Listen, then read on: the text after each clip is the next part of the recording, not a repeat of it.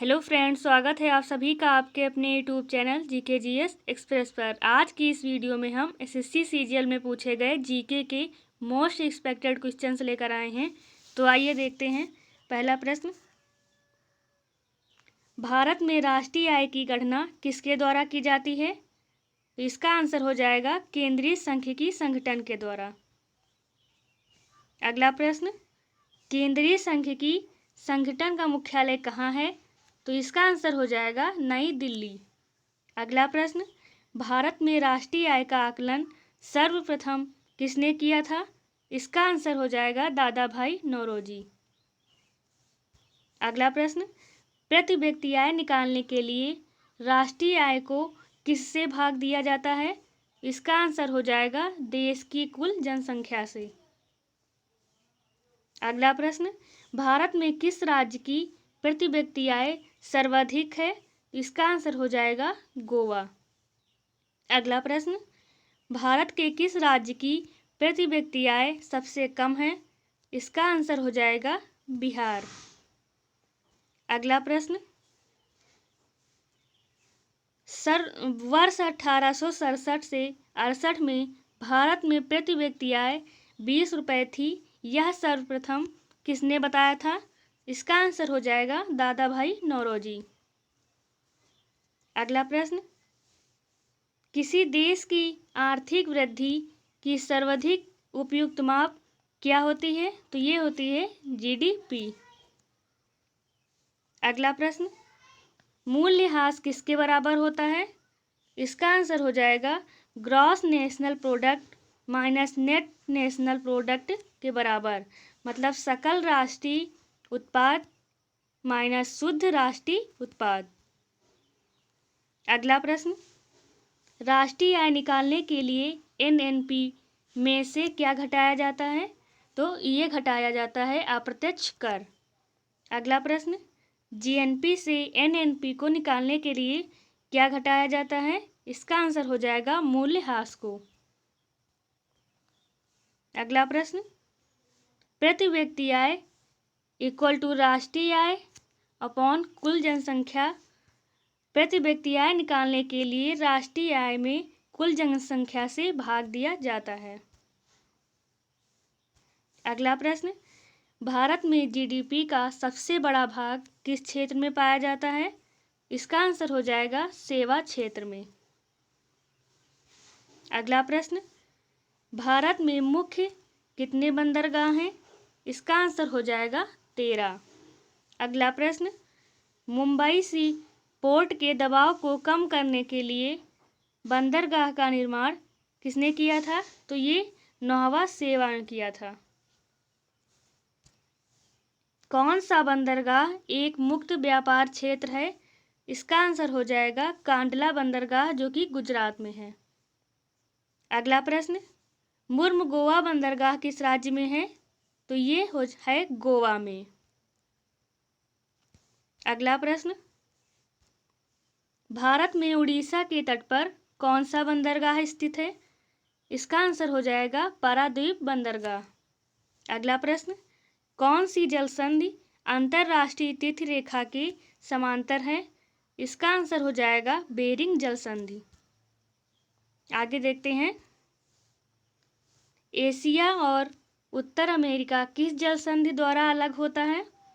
इसका आंसर है बेरिंग जल संधि। अगला प्रश्न, कौन सी जल संधि ऑस्ट्रेलिया और तस्मानिया को अलग करता है? इसका आंसर हो जाएगा बास जल संधि। अगला प्रश्न, भूमध्य सागर और अटलांटिक सागर को जोड़ने वाली जल संधि कौन सी है? इसका आंसर हो जाएगा जिब्राल्टर जल संधि। अगला प्रश्न, कौन सी जल संधि यूरोप को अफ्रीका से अलग करती है? तो ये भी जिब्राल्टर जल संधि है। अगला प्रश्न, डोवर जल संधि किसे जोड़ती है? इसका आंसर हो जाएगा अटलांटिक सागर को उत्तरी सागर से। अगला प्रश्न, कौन सी जल संधि अंतरराष्ट्रीय तिथि रेखा की सबसे निकट है? इसका आंसर हो जाएगा बेरिंग जल संधि। अगला प्रश्न, किस जल संधि में से निकली हुई सुरंग यूको को फ्रांस से जोड़ती है? इसका आंसर हो जाएगा डोवर जल संधि। अगला देखते हैं, विश्व की विशालतम सड़क प्रणालियों में भारत का कौन सा स्थान है? इसका आंसर हो जाएगा दूसरा स्थान।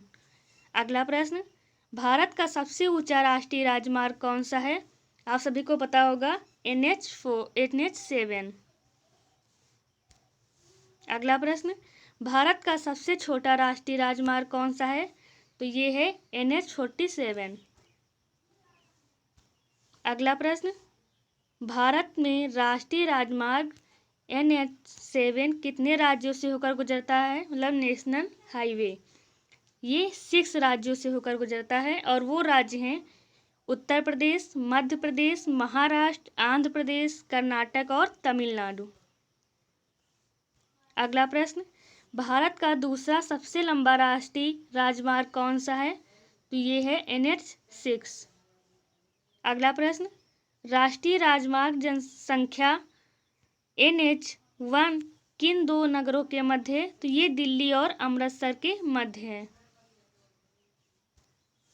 अगला प्रश्न, भारत में ग्रैंड ट्रंक रोड का निर्माण किसने कराया था? तो ये शेरशाह सूरी ने कराया था। देखते हैं अगला प्रश्न, भारतीय कृषि अनुसंधान परिषद के अनुसार भारत में कितने प्रकार की मिट्टियां पाई जाती हैं?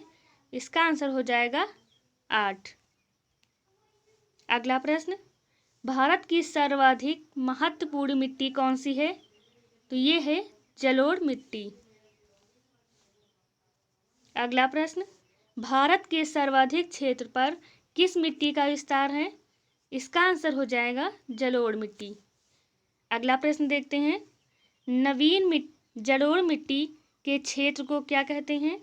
इसे कहते हैं खादर। अगला प्रश्न, पुरातन यानी कि पुरानी जलोढ़ मिट्टी के क्षेत्र को क्या कहते हैं? इसका आंसर हो जाएगा बांगर। अगला प्रश्न, गंगा के मैदानों की पुरानी कछारी मिट्टी को क्या कहते हैं? इसको भी बांगर कहते हैं। अगला प्रश्न, कपास की खेती के लिए सर्वाधिक उपयुक्त मिट्टी कौन सी है? ये है काली मिट्टी। अगला प्रश्न, काली मिट्टी का दूसरा नाम क्या है? सभी को पता होगा, इसका है रेगुर मृदा। अगला प्रश्न, लावा के प्रवाह को किस मिट्टी का निर्माण होता है? तो ये लावा के प्रवाह से जो है काली मिट्टी का निर्माण होता है। अगला प्रश्न, धान की खेती के लिए आदर्श मृदा कौन सी है? तो ये है जलोढ़ मृदा। अगला प्रश्न, लेटेराइट मृदा मुख्य रूप से कहाँ पाई जाती है? इसका आंसर हो जाएगा मालाबार तटीय क्षेत्र में। अगला प्रश्न, किस मिट्टी का निर्माण बैसाल्ट चट्टानों के टूटने से होता है? इसका आंसर है काली मिट्टी। अगला प्रश्न, काली मृदा किस फसल के लिए सर्वाधिक उपयोगी है? वो फसल है कपास। अगला प्रश्न, रेगुर मृदा किसे कहा जाता है? ये काली मृदा को कहा जाता है।